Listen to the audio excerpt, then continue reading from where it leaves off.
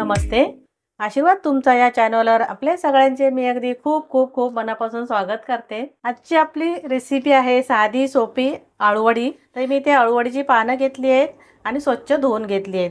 ही छोटी छोटी पानं आहेत आणि हे जे देठ असतात त्याचे ते काढून घ्यायचे आपल्याला. हे आता मी असे देठ सर्व काढून घेते. इथे मी सर्व हे देठ काढून घेतले आहेत. आता थोडी पानं मी बाजूला ठेवते. हे मी इथे आता पानं घेतली आहेत आणि आपल्याला ही चिरून घ्यायची आहेत. ही पानं कशी छोटी छोटी आहेत ना, त्याच्यामुळे तर रोल व्यवस्थित बनणार नाही, छोटा रोल बनेल.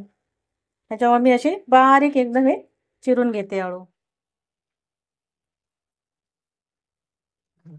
इथे मी बारीक असं एकदम आळू चिरून घेतलंय आणि लांब लांबच ठेवलंय असं. आता एका भांड्यामध्ये मी काढून घेते. इथे मी एक भांडं घेतलं आणि त्यामध्ये आळू कापलेलं जे चिरून घेतलेलं आहे ते घालून घेते. इथे मी आळू घालून घेतले एका भांड्यामध्ये. आता त्याच्यामध्ये मी बेसन घालून घेते. मी पहिलं मी 3 चमचे घालून घेतलंय. तांदळाचं पीठ घेतलंय 2 चमचे भरून आणि लसूणची पेस्ट घेतली आहे अर्धा चमचा आहे. थोडंसं गूळ घेतलंय मी बारीक चिरून घेतलंय. थोडीशी कोथिंबीर आहे. मीठ घालून घ्यायचंय चवीप्रमाणे. अर्धा चमचा मीठ घालते आणि तीळ सफेद तीळ घालून घेतले तेही 2 चमचे भरून घेतले. थोडंसं ओवा घेतलाय तो हातावर मी असा चोळून घालते. हे चिंचेचं पाणी आहे.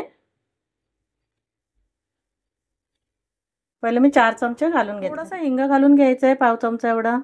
1 चमचा लाल तिखट घातलंय. थोडीशी हळद आहे. 1 चमचा धना पावडर घेतली आणि अर्धा चमचा गरम मसाला घालून घेतला. हे सर्व वस्तू आपल्याला मिक्स करून घ्यायचे. जर आपल्याला हे लागलं बेसन तर थोडंसं घालून घ्यायचं आहे. तर आता मी हे सर्व मिक्स करून घेते. इथे आता पीठ घातलं आणि सर्व मिक्स करून घेतलंय व्यवस्थित असं. आता मिक्स झालंय. आता मी एक छोटी वाटी घेते. इथे मी वाटी घेतली आहे. थोडंसं 1 ते 2 थेंब असं तेल घालून घेते. व्यवस्थित असं वाटीला तेल लावून घ्यायचंय. तेल लावलं मी वाटीला थोडेसे तीळ घालते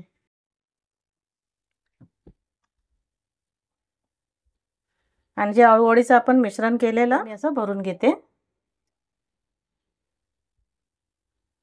वरून परत थोडेसे तीळ टाकून घेते. दिसायला छान वाटतं आणि खायला पण मस्त वाटते असे.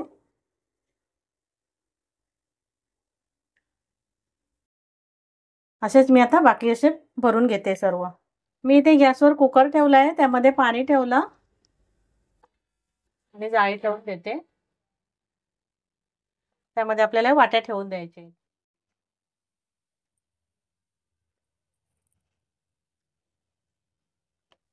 आता आपल्याला झाकण लावून घ्यायचंय आणि 10 ते 12 मिनिटं हे वाफवून घ्यायचे. 15 मिनिटं मी वाफवून घेतले आळूवडी. आता कुकर खोलून बघते.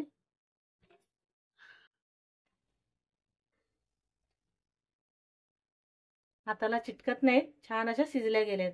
आता मी थंड करून घेते. आपली आळूवडी तयार झाली आहे. थंड करून घेतली आहे मी. आता आपण फ्राय करून घेऊया. इथे एक आळूवडी घेतली आणि ती आपण कापून घ्यायची.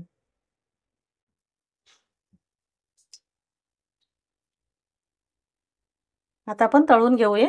मी इथे गॅसवर पॅन ठेवलाय आणि तेल गरम करून घेतलंय. त्यामध्ये आपण आता आळूवडी फ्राय करून घेऊ.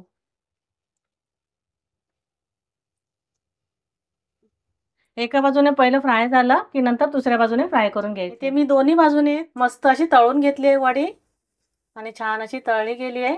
आता मी गॅस बंद करते आणि काढून घेते. मस्त अशा तयार झाल्या आहेत आपल्या साध्या सोप्या पद्धतीने आळूवडी. तर एकदा करून बघा तुम्ही. आवडली असेल तर लाईक शेअर आणि सबस्क्राईब करा. धन्यवाद.